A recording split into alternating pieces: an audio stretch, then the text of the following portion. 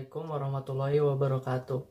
Perkenalkan, saya Reski Arya dari Prodi Pendidikan Kelautan dan Perikanan, Kampus Daerah Serang, Universitas Pendidikan Indonesia.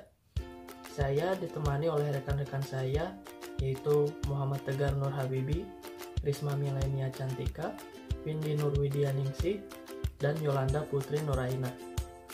Pada kesempatan kali ini di sini kami akan membahas materi mengenai supervisi pendidikan. Tanpa berlama-lama lagi, mari kita mulai pembahasannya. Baik, pertama-tama dalam supervisi pendidikan, yang pertama kita akan membahas pengertian, fungsi, dan tujuan. Lalu dilanjutkan dengan pembahasan mengenai teknik dan prosedur kegiatan supervisi pengajaran. Lalu perilaku etik yang perlu dimiliki supervisor pendidikan dan supervisi kelompok, lalu supervisi klinis, lalu kita akan membahas juga implementasinya. Supervisi pendidikan dibangun dari dua kata, yaitu supervisi dan pendidikan. Supervisi sendiri menurut Kimball Wise pada tahun 1955, supervision is assistance in the development of better teaching learning situation, yang kurang lebih berarti supervisi adalah bantuan dalam pengembangan situasi mengajar yang lebih baik. Sedangkan Badan Kajian dan Pengembangan Pendidikan dan Kebudayaan mendefinisikan supervisi pendidikan sebagai segala usaha yang memberikan kesempatan kepada guru untuk berkembang secara profesional sehingga mereka lebih mampu lagi dalam melaksanakan tugas pokoknya, yaitu memperbaiki dan menyempurnakan proses belajar mengajar. Lalu, apa sih fungsi dan tujuan dari supervisi pendidikan? Fungsi utama supervisi pendidikan ditujukan pada perbaikan dengan meningkatkan situasi belajar mengajar.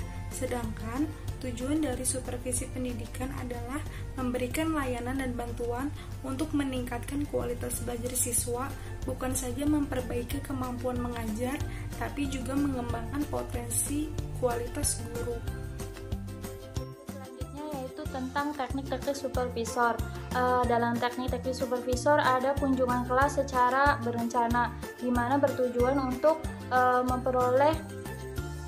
memperoleh gambaran tentang bagaimana kegiatan belajar mengajar di kelas tersebut. Kemudian ada pertemuan pribadi antara supervisor dengan guru. Pertemuan pribadi ini biasanya membicarakan masalah-masalah khusus apa saja yang harus dihadapi guru gitu. Kemudian ada rapat antara supervisor dengan para guru di sekolah. Rapat ini biasanya membicarakan masalah-masalah umum yang menyangkut perbaikan dan peningkatan mutu pendidikan. Kemudian ada kunjungan antar kelas atau sekolah.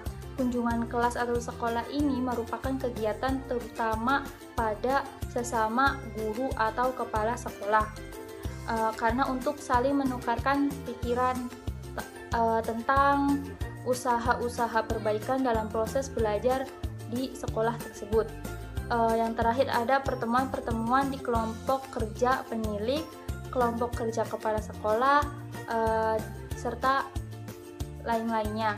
Pertemuan tersebut dapat dilakukan oleh masing-masing kelompok kerja yang dimaksudkan dalam gabungan yang terutama membahas tentang menemukan masalah, mencari alternatif penyelesaian, serta menerapkan alternatif masalah yang tepat.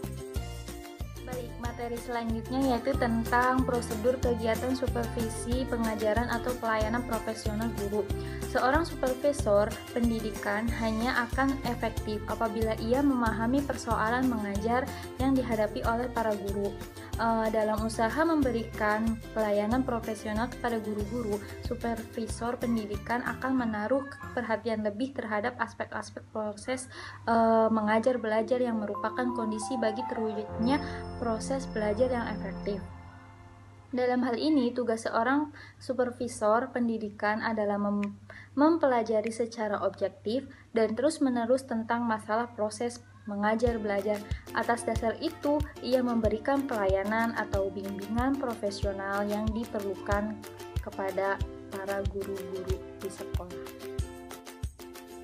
Baik, selanjutnya ada perilaku etik yang perlu dimiliki supervisor pendidikan. Salah satu pendukung keberhasilan dalam melaksanakan supervisi adalah perilaku supervisor itu sendiri. Faktor manusia di belakang tugas mempunyai pengaruh besar dalam keberhasilan misi supervisi.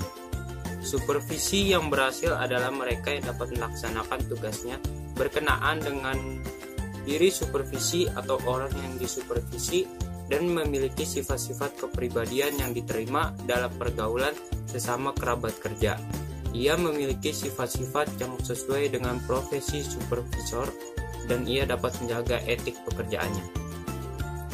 Sifat utama yang harus dimiliki supervisor terdiri dari dua, yaitu sifat yang berhubungan dengan kepribadian dan sifat yang berhubungan dengan profesi. Yang pertama, ada sifat yang berhubungan dengan kepribadian. Sifat-sifat tersebut yaitu 1. Memperhatikan perbuatan nyata dalam segala hal. 2. Bertindak sesuai dengan waktu dan tempatnya dalam segala hal. 3. Keterbukaan, tidak menyembunyikan sesuatu yang dirahasiakan. 4. Tidak kehabisan inisiatif, penuh prakarya. 5. Tekun dan ulet dalam mengerjakan pekerjaan. 6. Mempunyai daya tahan psikis yang tinggi dan tidak cepat putus asa. Lalu selanjutnya ada sifat yang berhubungan dengan profesi. Sifat-sifat tersebut yaitu 1. Seorang profesional harus bekerja full-time di bidang profesinya dan sebagai sumber penghidupan. Secara implisit mengandung pengertian bahwa seorang profesional tidak boleh bekerja lebih banyak di luar dan menomorduakan tugas utamanya. Kedua, seorang profesional memiliki motivasi yang kuat untuk bekerja di dalam bidangnya, yang merupakan dasar bagi pilihan jabatan tersebut, sehingga jabatan tersebut akan dikerjakan dengan sepenuh hati. Ketiga, memiliki suatu pengetahuan khusus dan keterampilan yang diperolehnya dari pendidikan yang cukup lama. Selanjutnya ada supervisi kelompok. Supervisi kelompok terbagi atas pengertian, alasan munculnya, kapan dibutuhkan, proses, hingga hasil. Untuk pengertian, menurut Madepidata, dalam buku Supervisi Pendidikan Kontekstual dijelaskan bahwa teknik supervisi kelompok adalah suatu pembinaan terhadap sejumlah guru oleh satu atau beberapa supervisor. Dalam supervisi kelompok ini, dihidangkan suatu materi atau sekelompok materi kepada sekelompok guru yang mengikuti supervisi. Maka materi tersebut diterima bersama, dibahas bersama, dan disimpulkan bersama. Semua dilakukan di bawah asuhan supervisor. Jadi, dalam waktu yang tidak terlalu lama, dapat membina sejumlah guru. Selanjutnya ada alasan munculnya. Kapan munculnya supervisi kelompok ini? Supervisi kelompok muncul karena adanya kelemahan-kelemahan pada supervisi individual. Tetapi, ada pendapat lain bahwa supervisi kelompok ini tidak selalu diakibatkan oleh lemahnya supervisi individual, melainkan karena kebutuhan. Kebutuhan membina seorang guru secara bersama karena memiliki kebutuhan yang relatif sama. Maksudnya adalah keefektifan sangat diutamakan dalam dunia pendidikan. Jika beberapa guru membutuhkan pembinaan yang sama, maka supervisi kelompok adalah salah satu solusinya agar waktu dan biaya yang dikeluarkan juga tidak terlalu banyak. Selanjutnya ada kapan dibutuhkan. Supervisi kelompok ini dibutuhkan ketika sekelompok guru membutuhkan sesuatu yang sama pada waktu yang sama. Guru-guru yang mempunyai kebutuhan sama ini lalu dikumpulkan untuk disupervisi. Contoh, sekelompok guru muda atau junior yang memegang mata pelajaran fisika misalnya, tidak paham akan kemunculan rumus tertentu dan tidak tahu pula bagaimana menerapkannya. Maka sekelompok guru tersebut akan meminta bantuan supervisor bidang studi fisika untuk menunjukkan dan membahas kesulitan guru ini. Selanjutnya untuk proses. Untuk proses dimulai dengan pengantar, lalu uraian singkat, dan diakhiri dengan tanya jawab. Maksudnya adalah proses supervisi dimulai dengan memberi pengantar tentang maksud pertemuan dan kemudian diikuti oleh uraian singkat tentang hal yang akan dibahas atau kasus tertentu yang akan menjadi bahan pembicaraan. Selesai memberikan pengantar, uraian singkat atau menginformasikan kasus ini, dimulailah tanya jawab. Untuk hasil diskusi kelompok tadi, kalau sudah ada wujud gambaran yang agak jelas, lalu diringkas dan disimpulkan bersama. Maka ringkasan dan simpulan diskusi inilah yang merupakan hasil supervisi yang menjadi milik bersama oleh para pengikut supervisi. Apa yang mula-mula tidak dipahami, bahkan mungkin tidak diketahui sama sekali, kini mulai diketahui dan dipahami. Para pengikut supervisi dengan membawa hasil yang mereka harapkan sudah merasa puas dan bisa kembali ke tempat kerjanya masing-masing. Selanjutnya ada supervisi klinis. Nah, untuk pengertiannya, kenapa dikatakan supervisi klinis? Dikatakan supervisi klinis karena prosedur pelaksanaannya lebih ditekankan pada mencari sebab-sebab atau kelemahan yang terjadi di dalam proses belajar mengajar, dan kemudian secara langsung diusahakan bagaimana cara memperbaiki kelemahan dan kekurangan tersebut. Nah, supervisi klinis ini awal mulanya diperkenalkan dan dikembangkan oleh Maurice L. Chogan, Robert Gottheimer, dan Richard Weller di Universitas Harvard pada akhir dasawarsa 50 dan awal dasawarsa 60-an, menurut Krajewski 1982. Selanjutnya ada konsep. Untuk konsep supervisi klinis menekankan pada 5 aspek. 1. Supervisi klinis. 2. Interaksi antara calon guru dan peserta didik. 3. Kinerja calon guru dalam mengajar. 4. Hubungan calon guru dengan supervisor. Dan 5. Analisis data berdasarkan peristiwa aktual di kelas. Nah, menurut Chogan 1973, supervisi klinis pada dasarnya merupakan pembinaan kinerja guru mengelola proses belajar mengajar. Pelaksanaannya dirancang secara praktis dan rasional, baik desainnya maupun pelaksanaannya dilakukan atas dasar analisis data mengenai kegiatan-kegiatan di kelas. Data dengan hubungan antara guru dan supervisor merupakan dasar program prosedur dan strategi pembinaan perilaku mengajar guru dalam mengembangkan belajar peserta didik. Selanjutnya ada langkah-langkah supervisi klinis. Yang pertama ada tahap pertemuan awal.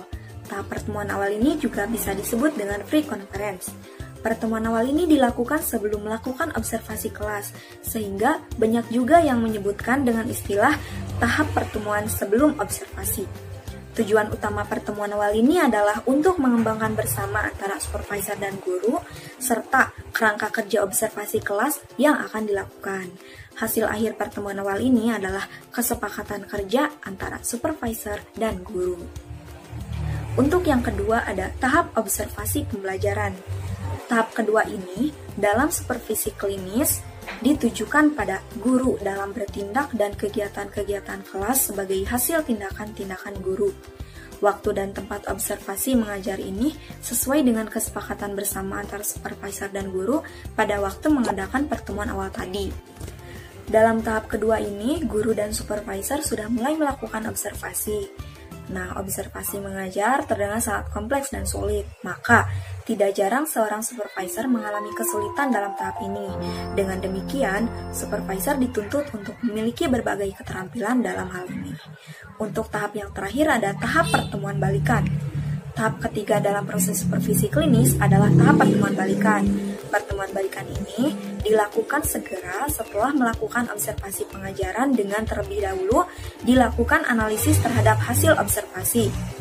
Tujuan utama pertemuan balikan ini adalah menindaklanjuti apa saja yang dilihat oleh supervisor sebagai observer terhadap proses mengajar.